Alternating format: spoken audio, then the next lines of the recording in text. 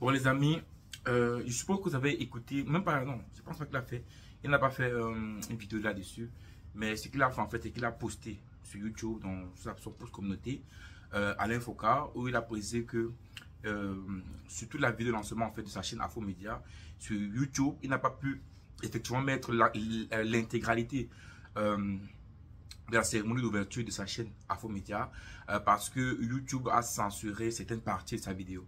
Donc ici, il appelait clairement ses sympathisants, ses auditeurs, voilà, tous ceux qui le suivent à aller afficher l'application Afromédia pour pouvoir suivre l'intégralité non seulement de, bien sûr, de la cérémonie d'ouverture de Afromédia, mais également de l'actualité qui va suivre au cours de la chaîne.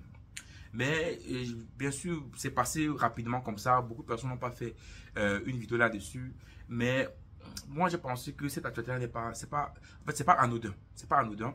Parce qu'ici, Alain Foka, on sait clairement qu'il a travaillé très longtemps pour la France, pour RFI, Radio France Internationale. Et on sait pertinemment qu'il distillait un peu le narratif français. Aujourd'hui, il a changé de casquette. Il a décidé que, vu son âge, il a déjà plus de 60 ans.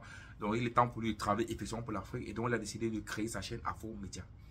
Et on savait tous pertinemment que lui, je pense qu'il savait également que sur Facebook, sur YouTube, sur Twitter, on sait pertinemment que ces chaînes appartiennent aux Américains, pour la plupart des chaînes aux Américains. Bon, pas des chaînes, mais ce sont des réseaux sociaux, tout ce qui est réseaux sociaux, tout ce qui est YouTube, toutes ces choses-là.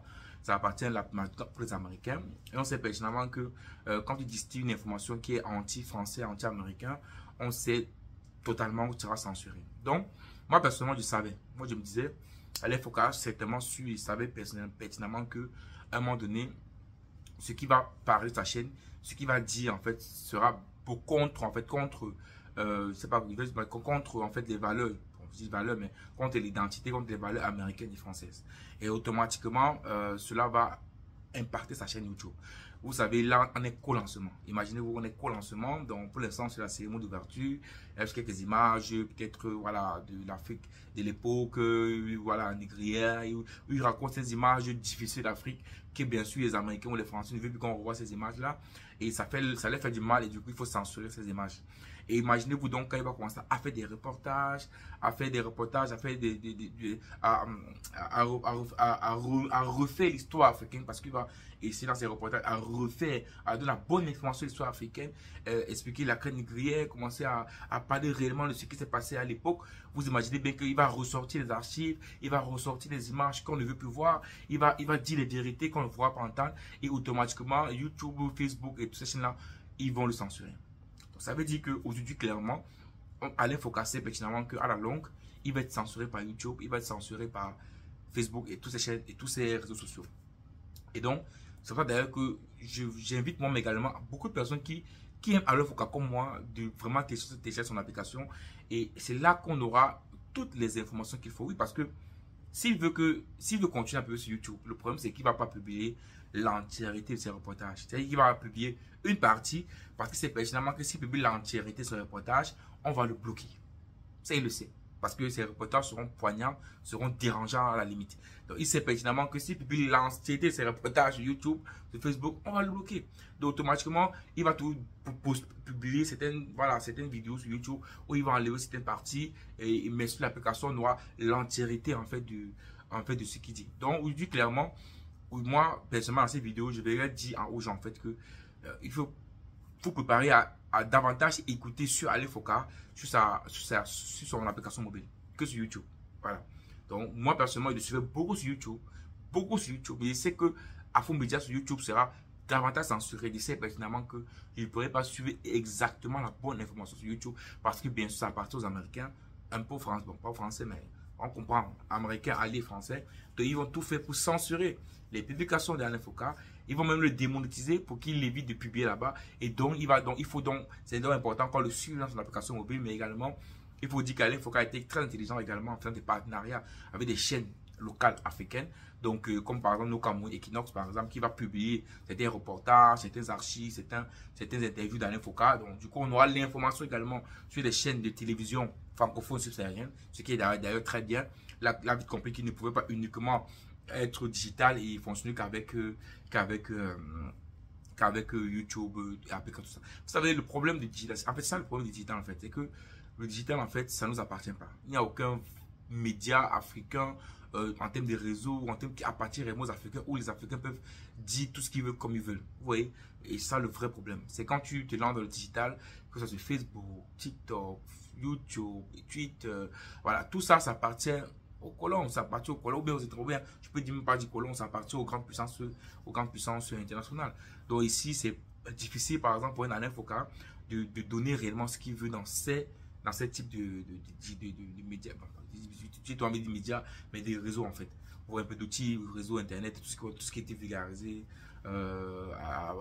depuis 2000 jusqu'à maintenant, quoi.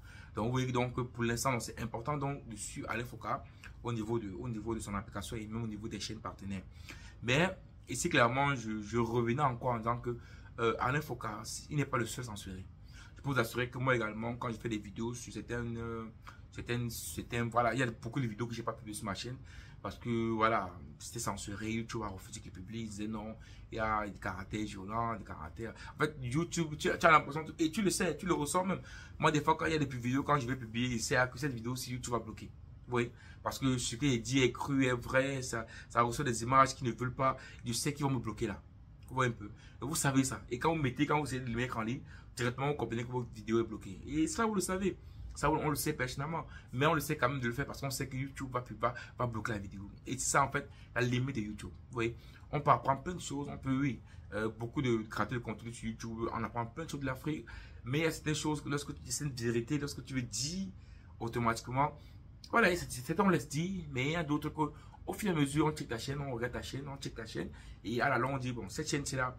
Ce qui fait on trouve que ça ne tourne pas à notre avantage, ça ne tourne pas réellement à notre avantage sur les réseaux. Et ce qu'on fera, c'est quoi? C'est qu'on va faire tout pour bloquer la chaîne. Donc, Alain Foka poster comme ça, oui, c'est passé un peu inaperçu. Les gens ne se sont pas rendus compte qu'aujourd'hui, Alain Foka, il va être bientôt banni de YouTube, oui. Moi, je pense qu'il sera banni de YouTube. Ça va arriver, vous inquiétez pas, parce que ce qu'il va faire sera très violent. Voilà. Ce qu'Alain Foka va faire sera très très violent.